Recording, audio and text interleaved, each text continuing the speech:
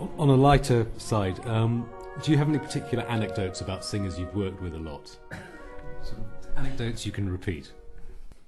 The concert that will live absolutely vividly forever in my brain is the last concert I did with Susan Chilcott, a great friend of mine who died of breast cancer just weeks after she had turned 40. And the last concert we did was in Brussels, which was an evening of Shakespeare with her together with the actor Fiona Shaw.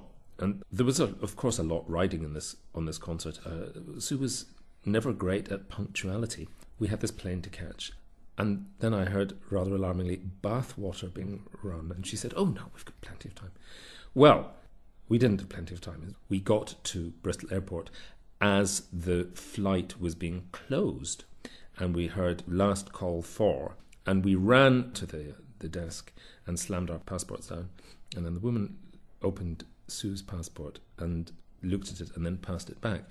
And in her hurry, she had picked up her son Hugh's passport. So she looked at that and she looked at me and she smiled winningly at the girl at the desk and said, "Won't be long," and ran out. And what she did was she ran in a taxi and got the taxi to drive like a maniac, leaving me and Molly Petrie, her beloved singing teacher, at the desk. And somehow or other, they basically held the flight for us, which of course they weren't meant to do and everything.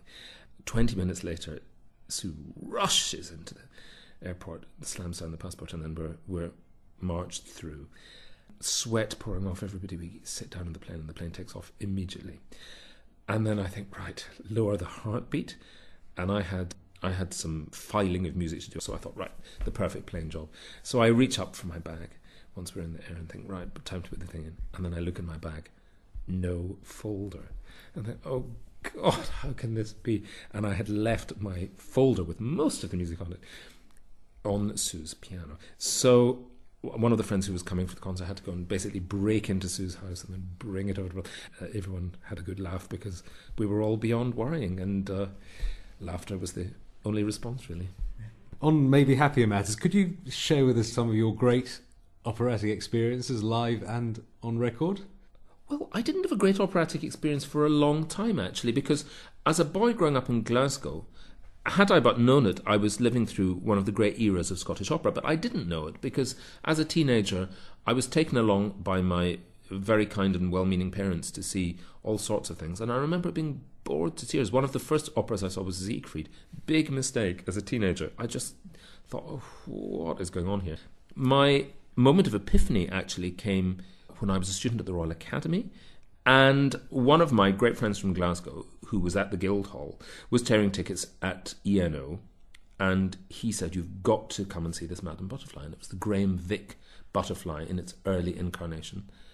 And I was completely bowled over. And that was the first time that I really saw what it was about. And I was bewitched by what was happening on stage, and I was bewitched by the music. I'd always been rather sneery about Puccini, and suddenly, it just hits you between the eyes, and you think, yeah, well, oh my God. Gradually became hooked. And then I saw The Marriage of Figaro with kind of grown-up eyes and realised that every note was completely perfect. And you sort of take it from there. Ian, if you were to go on the proverbial desert island, what would be your operatic choices? Well, just a handful of things. If you want just a little snapshot also of what opera's about, I would recommend Anne Murray singing the recitative before Mitradi on her recording of Don Giovanni, which is so exquisite to just show people that opera isn't just about singing arias. YouTube, which I'm increasingly discovering, is a wonderful resource for all sorts of hidden treasures. Anyone who never saw Sue Chilcott sing, you can go on YouTube and see her singing Desdemona, a little bit of Desdemona live and a little bit of Così live with Sue Graham and Simon Cleanside in Paris. And they are both absolutely marvellous, and I think what a great resource that everyone can go on there free and just see these things and just get a flavour. And actually, in terms of access to opera, YouTube I think is a great addition to the armoury.